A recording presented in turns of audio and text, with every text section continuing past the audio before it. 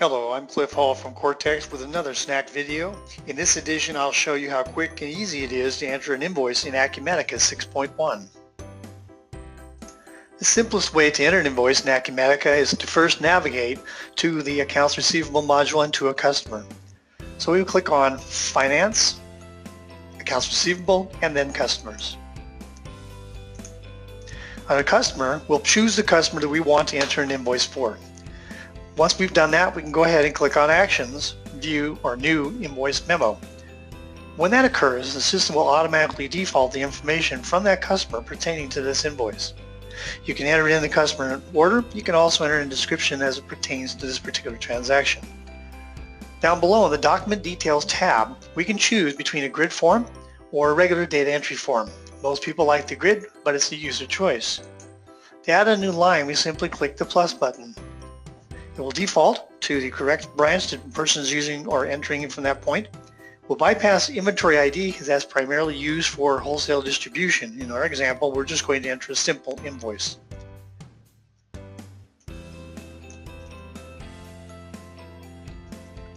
We'll pick a quantity of 1.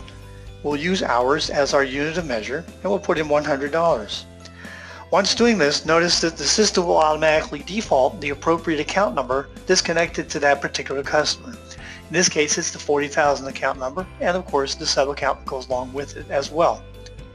If you're using the project system, you can also enter a project right here and also the task as well, and then there's a salesperson connected to it. So from this point, all we need to do now is either just save it, which will then assign a number, which is 3580, and then click Release. Once we click Release, it will automatically post to General Ledger. We know we have a successful posting because we have a green dot with a white check mark. If we click on the Financial Details tab, we can see the actual batch that was posted in General Ledger, which will give us an indication as to what accounts were debited and credited for this transaction. Clicking on Account and Document Details, from this point on, we can now go ahead and just click on Actions to go ahead and enter a payment, which we will do in a subsequent video. Or in this case, we want to go ahead and print the actual invoice. Go up to Reports, click Print Invoice Memo, take us to the Invoice Memo screen.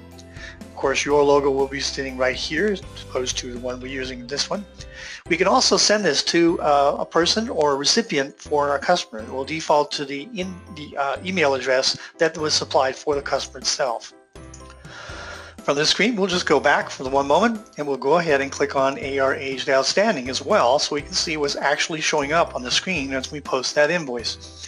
Notice 3580 is now down here, complete with the actual taxes applicable to this particular customer and their location. So from here we can actually jump right back to that invoice if we wanted to by clicking the invoice number, which is highlighted in blue. And in Acumatica, anything highlighted in blue in the report will take you right back to the originating screen. And that's all there is to actually entering in a quick invoice in Acumatica. Thank you for watching another Cortex Snack video. Subscribe below and find out more about how we can help you enhance productivity and increase your profits. Choose today to take control of your business. Unleash your potential and let your vision come to life with Acumatica. Find out more at cortex.com.